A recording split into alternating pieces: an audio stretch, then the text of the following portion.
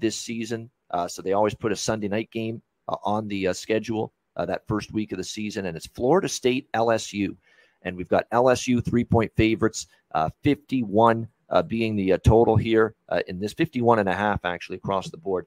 I'm kind of drinking the Florida State Kool-Aid in this game and in general. I actually think this is going to be an improved program this year. It better be, because I know there's a lot of pressure on Mike Norvell now coming into this season for the Florida State Seminoles. But Jordan Travis returns at the quarterback spot. 4 starting offensive linemen are back. They really did a good job in the transfer portal with upgrading the skill position talent, which I think was lacking a little bit the last few years.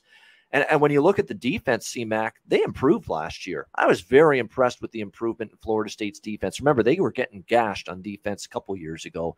That defense really did improve last year for Florida State, and I think it could be a sign of things to come for the Florida State defense coming into this year. They could have a pretty solid group on that side of the football.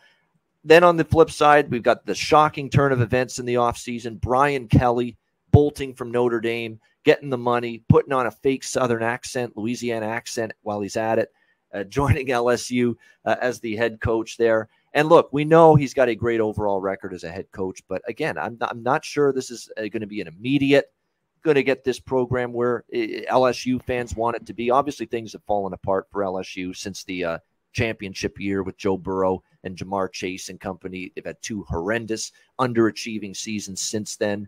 But I think it's going to take Brian Kelly a little bit of time. I think it's unfair to say, you know what, Brian Kelly's here.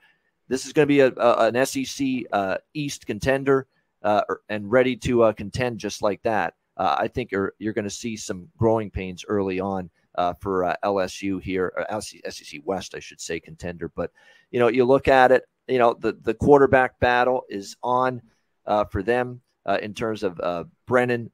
Well, he transferred out, but Nussmeier, Daniels, uncertain on what's going to go there. The offensive line, it is an area of concern. They don't have the returning experience that other teams do along the offensive line. That's something that really you worry about a little bit. The secondary, totally rebuilt. And, of course, part of that is Derek Stingley, among others, no longer being here at LSU. So that pass defense could get picked on. And, look, Jordan Travis now in that offense, they've got some weapons. So I'm looking at this as Florida State for me.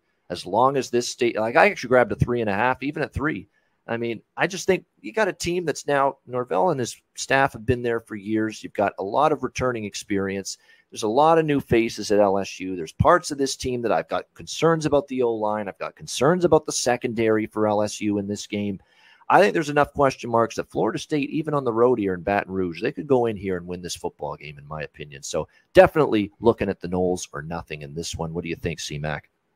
Yeah, Florida State, you talk about the experience at quarterback. They got tons of guys who can run it. This is interesting because I'm not high on LSU either. They're going to have growing pains with Kelly. This is a pretty good statement game because the thing is I'm still not high on Florida State. I just don't think they're anything great either. And Newkirker put it, I can't lay chalk with LSU either, but this is short chalk. I think they can win this game here at home, even with Kelly's fake Southern accent, the victory.